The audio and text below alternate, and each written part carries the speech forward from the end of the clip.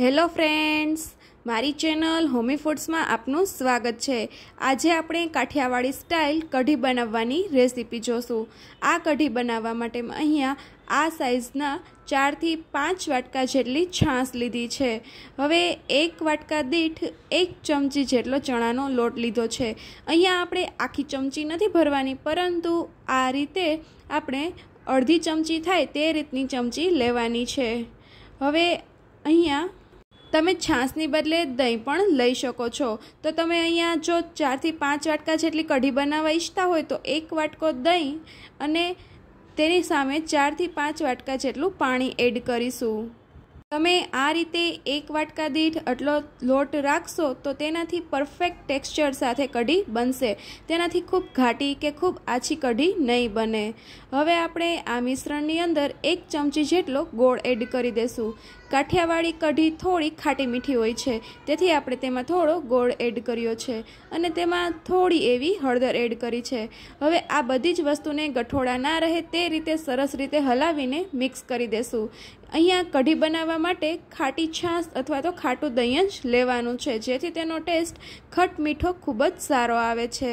હવે આ મિશ્રણમાં ગઠોડા ના રહે તે રીતે તેને હલાવીને મિક્સ કરી દેશું અને તેને સાઈડ પર મૂકી દેશું। હવે આપણે આ કઢીના વઘારની તૈયારી કરીશું। તેના માટે મેં અહીંયા મીઠો લીમડો, બાદિયા, તજ, લવિંગ, તમાલપત્ર અને સૂકું લાલ મરચું લીધું છે। તેમજ તે સિવાય મેં અહીંયા આદુ, મરચું અને લસણને ખાંડીને તેની પેસ્ટ બનાવીને લીધી છે।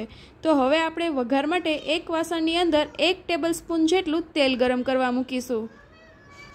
તેલ ગરમ થઈ જાય એટલે આપણે તેમાં 1 ચમચી જેટલી રાઈને સરસ રીતે ફોડી લેશું। રાઈ ફૂટી જાય એટલે તેની અંદર બધા સૂકા મસાલા એડ કરી અને ઉપર ઢાંકણ ઢાંકી દેશું, જેથી કરીને તેની સુગંધ અંદર બેસી જાય।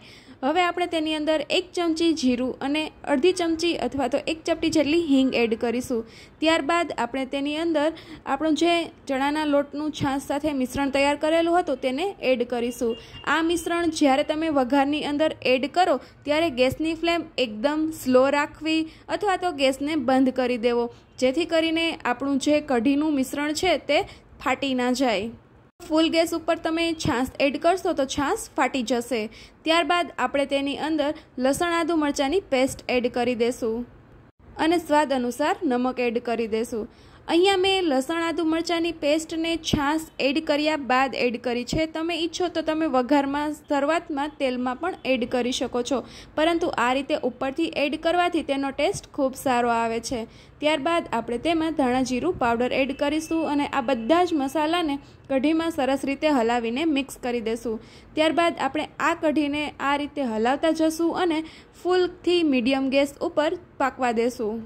આ કઢી તમે જ્યારે શરૂઆતમાં તેલમાં એડ કરશો ત્યારે તેમાં તમને વ્હાઇટ કલર દેખાશે, પરંતુ તે જેમ જેમ પાકતી જશે તેમ તેમ હળદરનો કલર છે તે પીળો થતો જશે, તેથી તેમાં એક્સ્ટ્રા હળદર એડ ના કરવી। જો જરૂર લાગે તો તમે તેમાં થોડું પાણી પણ એડ કરી શકો છો। આ કઢીને આપણે મીડિયમ ટુ હાઈ ફ્લેમ ઉપર જ પકવવાની છે। આ કઢીને અંદાજિત તમારે 6 થી 7 હુંફાણા આવે ત્યાં સુધી પકવવાની છે, તેનાથી તેનું ટેક્સચર એકદમ પરફેક્ટ બનશે અને આ કઢી જેમ જેમ પાકતી જશે તેમ તેમ તે થોડી ઘાટી પણ બનતી જશે।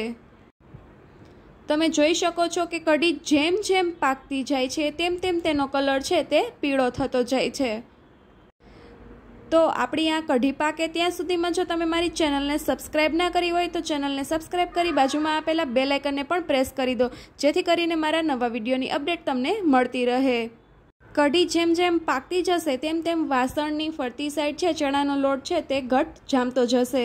આપણે તે ઉખેડતા જશું અને તેને હલાવીને પકવતા રહેશું। એ જેમ જેમ પાકે તેમ તેમ તમારી કઢી છે તે ચડવા લાગી હોય છે। જો તમારી પાસે પૂરતો સમય હોય તો કઢીને 7 ઉફાણા સુધી તો પકવવી જ।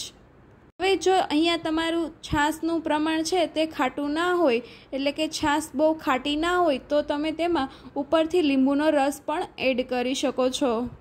કાઠિયાવાડી કઢી સામાન્ય રીતે ખટમીઠી હોય છે ને આ કઢીની અંદર આપણે કોઈ ચટણી એડ કરવાની નથી હોતી, પરંતુ લીલા મરચાંની જ તીખાશ એડ કરવાની હોય છે।